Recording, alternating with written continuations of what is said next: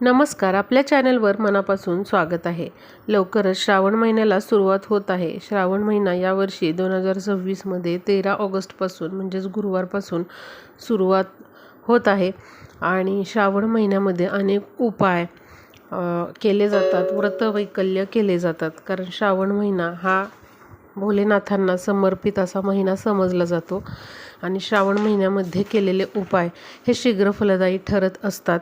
त्यामुळेच बघा, श्रावण महिन्याला विशेष महत्त्व आहे। या महिन्यामध्ये निसर्ग हा आणखीन खुलून येतो, त्याचबरोबर सगळीकडे बहारदार आणि हिरवेगार असे वातावरण आपल्याला पाहायला मिळत असते। त्याचबरोबर विविध सण या श्रावण महिन्यामध्ये येत असतात आणि या सणांच्या निमित्तामुळे आपण सगळे एकत्र येत असतो आणि हे सर्व सण साजरे करत असतो। सणांमुळे आपल्याला आनंदी उत्साही वाटत असते, घरामधले वातावरण हे प्रसन्न होत असते।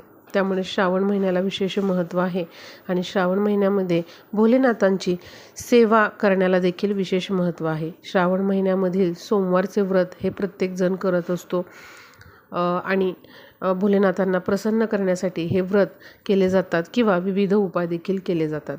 बघा, आपल्या ज्योतिषशास्त्रामध्ये पुराणांमध्ये श्रावण महिन्याविषयी विविध कथा देखील सांगितलेल्या आहेत आणि विविध गोष्टींचे महत्त्व हे विशिष्ट महिन्यांमध्ये असते। त्यामुळेच बघा, विशिष्ट गोष्टी किंवा विशिष्ट काही उपाय करणं हे अत्यंत महत्त्वाचं समजलं जातं।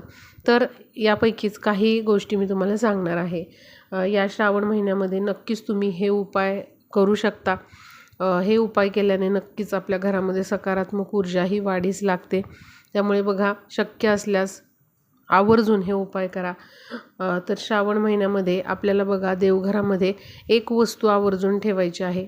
काही जणांना माहीत असेल, काही जणांना माहीत नसेल। तर बघा, जर या गोष्टी तुम्हाला माहीत नसतील तर नक्की तुम्ही ही वस्तू यावर्षी तरी श्रावण महिन्यामध्ये घरी आणा आणि ती देवघरामध्ये आपल्याला ठेवायची आहे। त्याचबरोबर बेलपत्राचा अत्यंत प्रभावी उपाय श्रावणी सोमवारी करायचा आहे आणि तो कसा करायचा आहे हे मी तुम्हाला सांगणार आहे। जर तुम्हाला आर्थिक अडचणी येत असतील, सतत काहीतरी आर्थिक अडचणींचा सामना तुम्हाला करावा लागत असेल, घरामध्ये सुख समृद्धी यावी असं वाटत असेल, तर नक्कीच श्रावण महिन्यामध्ये बेलपत्राचा उपाय केल्याने आपल्या घरामध्ये सुख समृद्धी येते। त्याचबरोबर आर्थिक अडचणी या कमी होतात।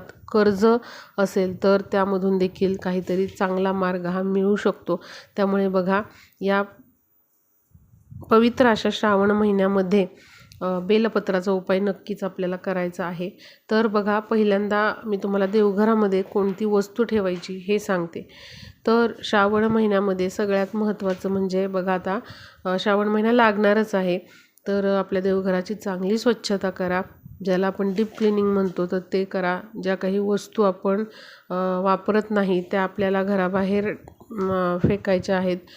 बऱ्याच वेळेला काय असतं की पूजेचं साहित्य पण आपण काही वापरत नाही, पण ते साहित्य तसंच पडून असतं। तर तसं करू नका। जेवढं साहित्य आपण वापरतो तेवढंच ठेवायचं आहे। ज्या मूर्त्या भग्न झालेल्या आहेत किंवा मूर्त्यांना, फोटोंना तडा गेलेला आहे, तर अशा मूर्त्या घरामध्ये, देवघरामध्ये ठेवू नका। तर आपल्याला त्या विसर्जित करायच्या आहेत। श्रावण महिना लागण्याच्या आधीच दही भात घेऊन त्या एखाद्या नदीमध्ये, वाहत्या पाण्यामध्ये त्या मूर्ती किंवा फोटो विसर्जित करा। तुम्हाला हवे असतील तर नवीन फोटो किंवा मूर्ती तुम्ही आणू शकता। तर अशा पद्धतीने बघा, आपल्या देवघराची काळजी पण घ्यायची आहे। देवघरातले देव हे स्वच्छ करून घ्यायचे आहेत। जो दिवा आहे तो देखील स्वच्छ करायचा आहे। मंगल कलशाची स्थापना या श्रावण महिन्यामध्ये करायची आहे। या गोष्टी आपल्याला करायच्या आहे। मंगल कलश जर तुमचा आधीपासूनच असेल तर तो आधी आपल्याला काय स्वच्छ करायचा आहे। त्यामध्ये विड्याची पानं किंवा आंब्याची पानं टाकून, नारळ वगैरे ठेवून आपल्याला छान असं तो मंगल कलश स्थापन करायचा आहे।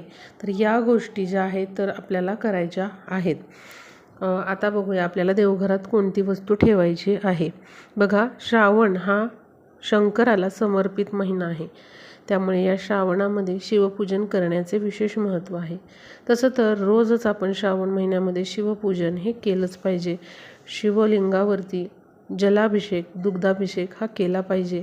एक बेलपत्र संपूर्ण श्रावण महिना रोज आपण शिवलिंगावरती अर्पण केलं पाहिजे. शिवाला आवडणाऱ्या वस्तू या शिवलिंगावर अर्पण केल्या पाहिजेत. यामध्ये धोत्र्याचं फळ, धोत्र्याचं फूल, त्याचबरोबर बेलपत्र हे अर्पण केलं पाहिजे. पण तुम्हाला संपूर्ण श्रावण महिना दररोज हे करणं शक्य नाही, तर फक्त श्रावणी सोमवारी तरी आपण या गोष्टी केल्या पाहिजेत.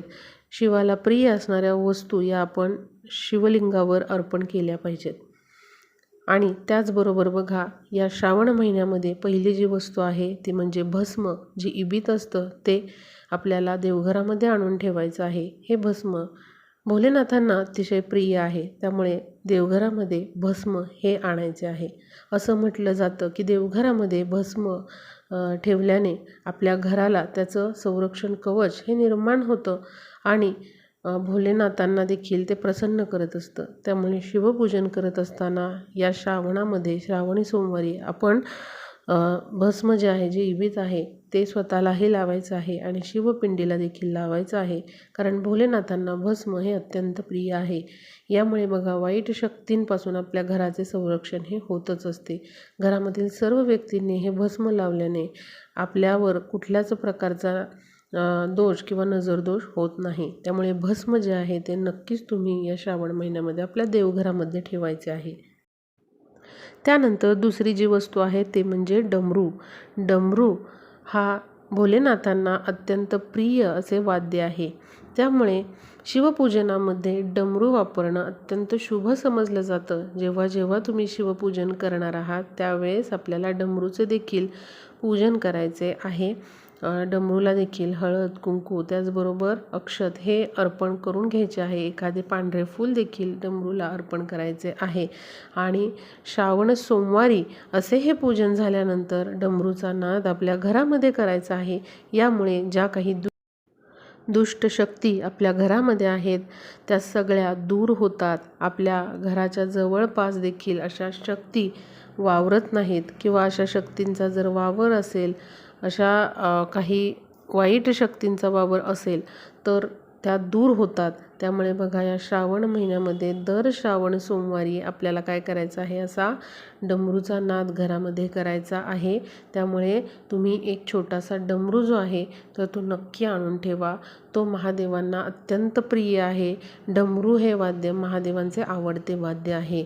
कोणत्याही पूजा साहित्याच्या दुकानामध्ये तुम्हाला वेगवेगळ्या साईजमध्ये असे हे डमरू मिळून जातील. अगदी छोटासा जरी डमरू आणला तरी चालेल, पण या श्रावण महिन्यामध्ये डमरू घरामध्ये आणून आपल्या देवघरामध्ये ते संपूर्ण महिनाभर तुम्ही तिथेच ठेवा.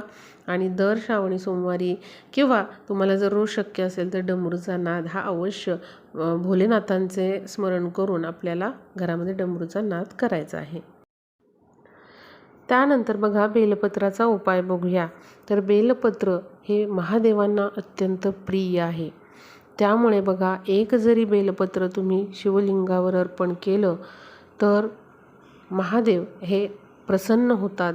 त्यामुळे बघा, या श्रावण महिन्यामध्ये बेलपत्राचा उपाय करणं अत्यंत महत्त्वाचं आहे. त्यामुळे प्रत्येकाने हा उपाय करायचा आहे. तर बघा, काय करायचं आहे, श्रावण सोमवारी आपल्याला हा उपाय जो आहे तर तो करायचा आहे. तुम्हाला आधी शिवपूजन करून घ्यायचं आहे. आणि शिवपूजन करताना तुम्हाला शिवलिंगावरती दूध, जल हे अर्पण करून घ्यायचे आहे. शिवाला बेलपत्र अर्पण करून घ्यायचे आहे. धोत्र्याचं फळ, फूल हे तुम्हाला अर्पण करून घ्यायचं आहे. तुम्हाला जमेल तशी साध्या पद्धतीने जरी शिवपूजन केले तरीही चालेल. आणि त्यानंतर बघा, आपल्याला सगळ्यात महत्त्वाचं म्हणजे श्रावण महिन्यामध्ये श्रावण सोमवारी पार्वती देवीचे देखील पूजन करायचे आहे. पार्वती म्हणजे साक्षात अन्नपूर्णा आहे. त्यामुळे अन्नपूर्णा देवीची मूर्ती आपल्याला ताम्हणामध्ये घेऊन दुधाने, पाण्याने अभिषेक घालायचे आहे.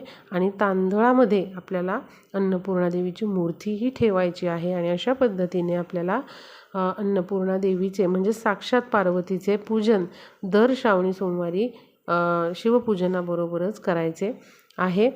आणि त्यानंतर बघा, तुम्हाला काय करायचं आहे, थोड्या वेळाने शिवपूजन आणि पार्वतीचे पूजन झाल्यानंतर आपल्याला काही वेळाने जे बेलपत्र आपण शिवलिंगावर अर्पण केलेले आहे त्यातलं एक बेलपत्र आपल्याला उचलायचं आहे. बेलपत्र अर्पण करताना ते चांगलं असावं, 3 पानांचं असावं, स्वच्छ असावं, ताजं असावं, ते घ्यायचं आहे. आणि त्याचबरोबर अन्नपूर्णा देवीची मूर्ती ज्या तांदळामध्ये ठेवलेली आहे त्यातले थोडेसे तांदूळ उचलायचे आहेत. एक स्वच्छ वाटी घ्यायची आहे, त्यामध्ये हे तांदूळ आणि बेलपत्र ठेवायचं आहे. आपल्या हातामध्ये ही वाटी घ्यायची आहे आणि उपाय करत असताना देवघरातला दिवा हा लावलेला पाहिजे. त्यावर उजवा हात ठेवायचा आहे. आपली जी इच्छा आहे धनप्राप्तीची ती तुम्हाला सांगायची आहे.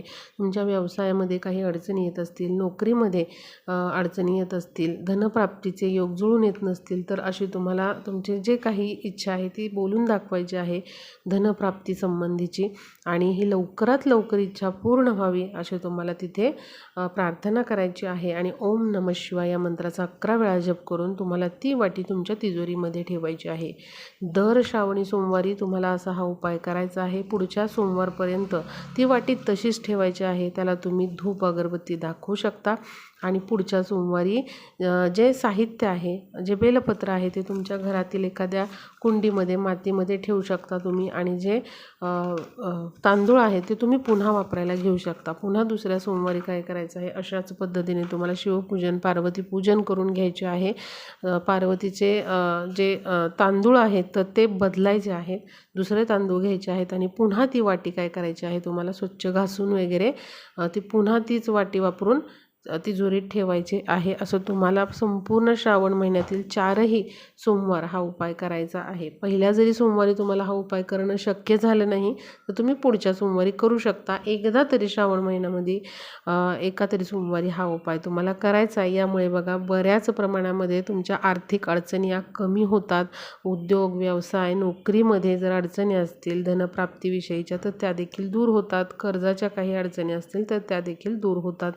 त्यामुळे या श्रावण महिन्यामध्ये प्रभावी असा बेलपत्राचा उपाय प्रत्येक श्रावणी सोमवारी आपण करायचा आहे.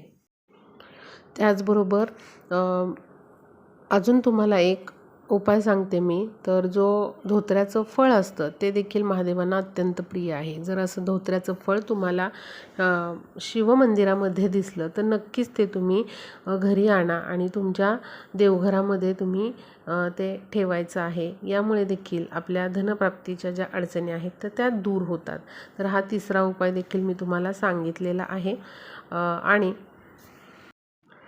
चौथा जो उपाय आहे तो म्हणजे आपल्याला काय करायचं आहे, या संपूर्ण श्रावण महिन्यामध्ये एकदा तरी हरभऱ्याची डाळ आणि गूळ हे गाईला खाऊ घालायचे आहे. तुम्ही गोशाळेत जाऊन खाऊ घाला किंवा तुमच्या घराच्या जवळ येत असेल गाई तर तिथे तुम्ही खाऊ घाला. बघा भूतदया ही खूप महत्त्वाची आहे. त्यामुळे या श्रावण महिन्यामध्ये एकदा तरी गाईला आपल्याला ही वस्तू खाऊ घालायची आहे. श्रावण महिन्यामध्ये शिवमंदिरामध्ये जाऊन आपल्याला नंदी समोर एक दिवा लावून हरिओम हरिओम अशा पद्धतीने 11 वेळा नंदीच्या कानामध्ये हा जप करायचा आहे. तर बघा श्रावणामधले हे 4ही उपाय मी तुम्हाला सांगितलेले आहेत. नक्की तुम्ही हे उपाय करून बघा. अत्यंत साधे सोपे असे हे उपाय आहेत. व्हिडिओला जास्तीत जास्त शेअर करा म्हणजे या श्रावण महिन्यामध्ये हे प्रभावी उपाय प्रत्येकाला करता येतील. हे उपाय स्त्री पुरुष कोणीही करू शकतात. याला कशाचंही बंधन नाही. धन्यवाद.